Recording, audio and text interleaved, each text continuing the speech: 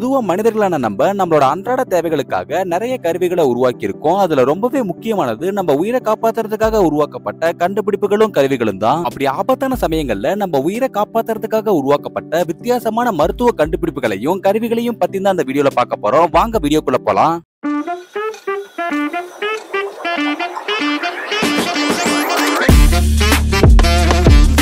இதுல ஃபர்ஸ்ட் சாதாரண இலை மூலமா உருவாக்கப்பட்ட இந்த செயற்கையான மனித இதய திசுக்கள் இதை எப்படி உருவாக்கி இருக்காங்கன்னு பாத்தீங்கன்னா, ஃபர்ஸ்ட் இந்த ஸ்பினச்சுங்கிற கீரையோட செல்களை கீரையில இருந்து அகற்றி காலியா இருக்க கீரையோட வாஸ்குலர் சிஸ்டம், அதாவது கீரையோட சுற்றோட்ட அமைப்புல மனித இதய தசை செல்களை விதைப்பாங்க. அந்த செல்கள் அதிகபட்சமா 5 நாள்ல துடிக்க ஆரம்பிச்சு திசுக்களா மாறும். அண்ட் இங்க ஏன் பர்டிகுலரா ஸ்பினச்சுங்கிற கீரையை பயன்படுத்துறாங்கன்னு பாத்தீங்கன்னா, இந்த கீரையோட ஸ்கேப்ஃபோல்ட், அதாவது ஏற்கனவே இருக்க சுற்றோட்ட அமைப்பு திசுக்கள் வளர்றதுக்கான நியூட்ரியன்ஸ் அண்ட் ஆக்சிஜன் சுலபமா கிடைக்க உதவும். அண்ட் இந்த செயற்கையான இதய ஆர்கன் டோனர்ஸோட பற்றாக்குறையை ஈடு செய்யறதுக்காக உருவாக்குனதா சொல்றாங்க. அதே சமயம் இது இன்னும் ஆரம்ப நிலையில தான் இருக்கு.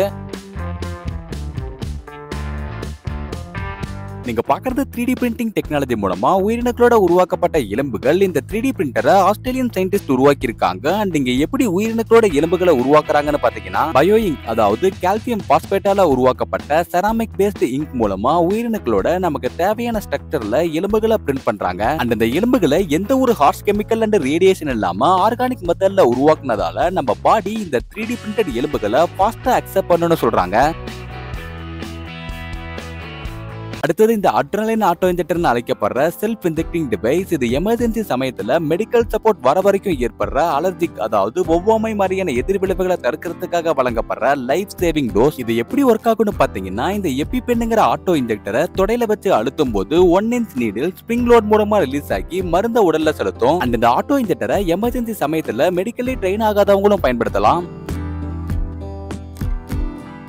நீங்க பாக்குறது ஒரு மெக்கானிக்கல் ஆர்டிபிஷியல் ஹார்ட். இத வென்ட்ரிகுலர் அசிஸ்ட் டிவைஸ்னு சொல்லுவாங்க. ஆக்சுவலா இது ஒரு மெக்கானிக்கல் பம்ப். இது நேச்சுரலா ஃபெயில் ஆகிற ஹார்ட்டோட பம்பிங்கை மெயின்டைன் பண்ணி ஹார்ட் ஃபங்க்ஷனுக்கு ஹெல்ப் பண்ணும். பெரும்பாலும் இது ஹார்ட் டிரான்ஸ்பிளான்ட் சர்ஜரிக்கு வெயிட் பண்றவங்களுக்கும், சர்ஜரிக்கு அப்புறம் சப்போர்ட் தேவைப்படுறவங்களுக்கும் temporary blood flow and heart ஃபங்க்ஷனை மெயின்டைன் பண்றதுக்காக இந்த டிவைஸை பயன்படுத்துவாங்க. அதே சமயம் ஹார்ட் டிரான்ஸ்பிளான்ட் சர்ஜரிக்கு வாய்ப்பே இல்லைங்கிறவங்களுக்கு பர்மனன்ட் சொல்யூஷனா இந்த டிவைஸை பிக்ஸ் பண்ணுவாங்க.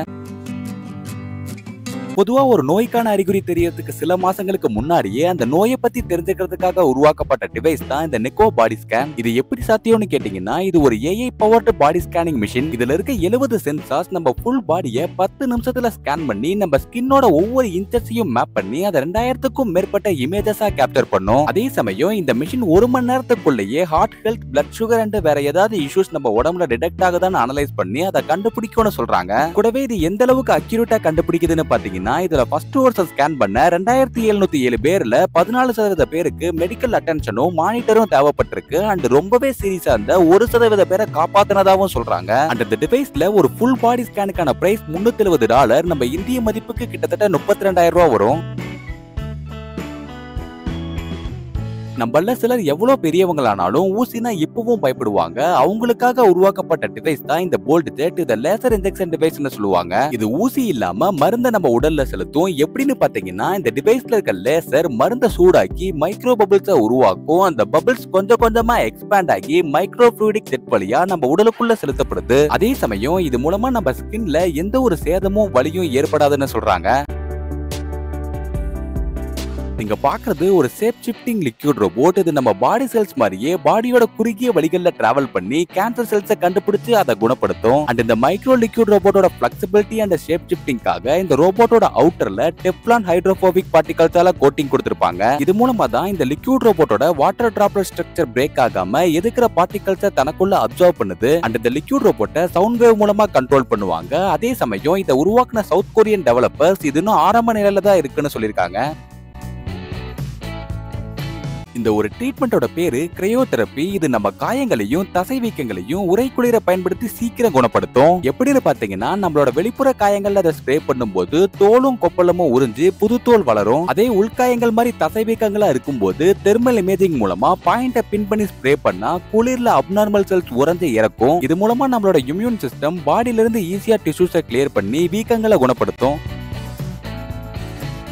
நீங்க பாக்குற இந்த ஒரு டிவைஸை பயன்படுத்தி நம்ம பாடியோட 4 விதமான ஹெல்த் டீடைல்ஸை தெரிஞ்சுக்க முடியும். என்னென்னு பாத்தீங்கன்னா, ஃபர்ஸ்ட் டிஜிட்டல் ஸ்டெத்தஸ்கோப் மூலமா ஹார்ட் அண்ட் லங்ஸோட சவுண்டை ரெக்கார்ட் பண்ணி அதோட டீடைல்ஸை தெரிஞ்சுக்க முடியும். ரெண்டாவது எலக்ட்ரோ கார்டியோகிராம், அதாவது சிங்கிள் லீட் இசிஜி கிராஃப்ஸை தெரிஞ்சுக்க முடியும். மூணாவது ஆக்சிமீட்டர் மூலமா பிளட்டோட ஆக்சிஜன் லெவலை மெஷர் பண்ண முடியும். நாலாவது கான்டாக்ட்லெஸ் தெர்மோமீட்டர் மூலமா பாடியோட டெம்பரேச்சரை மெஷர் பண்ண முடியும். இது எல்லாத்தையும் செய்யற அந்த டிவைஸோட பேரு பீமோ அண்ட் இதோட பிரைஸ் $250. இங்க தண்ணில பட்ட உடனே விரிவடைகிற சின்ன சின்ன ஸ்பான்சஸ் போர்க்களத்துல ஏற்படுற புல்லட் காயங்கள்ல இருந்து வெளிவர அதிகப்படியான ரத்தத்தை தடுக்க பயன்படுத்தப்படுது. எக்ஸ்ட்ராட்ங்கிற அந்த ஸ்பான்சஸை சீட்டோசின்ங்கிற ஹேமோஸ்டாட்டிக் ப்ராப்பர்ட்டிஸ் எல்லாம் உருவாக்கி இருக்காங்க. இந்த ஹேமோஸ்டாட்டிக் ப்ராப்பர்ட்டிங்கிறது சர்ஜரி அப்ப ரத்த ஓட்டத்தை கண்ட்ரோல் பண்ண பயன்படுத்துற ஒரு சப்ஸ்டன்ஸ். இது அடிப்பட்ட காயங்கள்ல செலுத்தின உடனே ரத்த நாளங்கள்ல பட்டு விரிவடைந்து ஹேமோஸ்டாட்டிக் பிரஷர் மூலமா டெம்பரவரியா பிளட் ஃப்ளோக்கு ஒரு பேரியரை உருவாக்கி ப்ளீடிங்கை தடுக்கும். அதே சமயம் இத போர்க்களத்துல ராணுவ வீரர்கள் எமர்ஜென்சி சமயத்துல மட்டும் பயன்படுத்துவாங்க. நீங்க பாக்குற அந்த கிளிப் ராணுவ வீரர்களுக்கு போர்க்களத்துல ஏற்படுற பெரிய வெட்டுக்காயங்கள் மூலமா வெளிவர பிளட் லாஸை தடுக்க பயன்படுத்தப்படுது. ஆக்சுவலா ஐடி கிளாம்புங்கிற அந்த டிவைஸ் வெட்டுக்காயங்களை ஒன்னா இணைச்சு தற்காலிகமா பிளட் லாஸை தடுக்குது. எப்படின்னு பாத்தீங்கன்னா, இந்த கிளிப்போட 2 எட்ஜஸ்லயும் நீடில், அதாவது ஊசி இருக்கும். அது நம்ம தோல்ல பதிஞ்சு பிரஷரோட வெட்டுக்காயங்களை மூடுறது மூலமா டெம்பரவரி ஹீமோட்டமா உருவாக்கி பிளட் லாஸ் தடுக்கப்படுது. நீங்க பாக்குற இந்த வீடியோல இருக்க வித்தியாசமான பேண்டேஜ் சாதாரண தண்ணி மூலமா நமக்கு ஏற்படுற காயங்களை 30% சீக்கிரமா குணப்படுத்தும். அதாவது நார்மலா குணமாகிற நேரத்தை விட 30% சீக்கிரமா குணமாக்கும். அண்ட் அதை எப்படி செய்யுதுன்னு பாத்தீங்கன்னா, இந்த பேண்டேஜோட ஒரு பக்கம் எலக்ட்ரோட்ஸும் இன்னொரு பக்கம் பயோ கம்பேட்டபிள் பேட்டரியும் தனித்தனியா இருக்கும். அது ரெண்டுக்கும் இந்த மாதிரி வாட்டர் டிராப் மூலமா கனெக்ஷன் கொடுக்கறப்ப பேட்டரி ஆக்டிவேட் ஆக்கி ஹீலிங் எலக்ட்ரிக் ஃபீல்டை ஜெனரேட் பண்றது மூலமா ஆறாத காயங்களும் சீக்கிரமா குணமாகுது. அதே சமயம் இந்த பேண்டேஜை விலங்குகள் மேல மட்டும்தான் பயன்படுத்திருக்காங்க. விலங்குகளுக்கு சீக்கிரம் ஹீல் ஆனதுதான் அந்த 30%. இத கூடிய சீக்கிரம் மனிதர்கள் மேல பரிசோதனை செய்ய போறதாவும் சொல்லியிருக்காங்க. நீங்க பாக்குற அந்த ஸ்ப்ரே வெட்டுக்காயங்கள்ல இருந்து வெளிவர ரத்தத்தை சில நொடிகள்ல உரைய வச்சு ப்ளீடிங்கை தடுக்கவும் காயங்களை குணமாக்கவும் உதவும். எப்படின்னு பாத்தீங்கன்னா, அந்த சீல் ஹேமோஸ்டாட்டிக் உட் ஸ்ப்ரேல ஹைலி எஃபெக்டிவ் சீட்டோசின் இருக்கு. அண்ட் அதுல இருக்க நேச்சுரல் பாலிசாக்கரைடு, அதாவது negatively charged glucosamine ions blood cell and புரோட்டீன்ஸோட இன்டராக்ட் பண்றது மூலமா ஜெல் மாதிரி ஒரு சீல் காயங்கள் மேல உருவாகி நொடிகள்ல ப்ளீடிங் தடுக்கப்படுது. கூடவே காயங்கள் சீக்கிரமா குணமாகவும் உதவுது. அண்ட் இந்த ஸ்ப்ரேயை பெரிய வெட்டுக்காயங்கள்லயும் பயன்படுத்தலாம். அதே சமயம் இதை எல்லா வெதர் கண்டிஷன்லயும் பயன்படுத்த முடியும்னு சொல்றாங்க.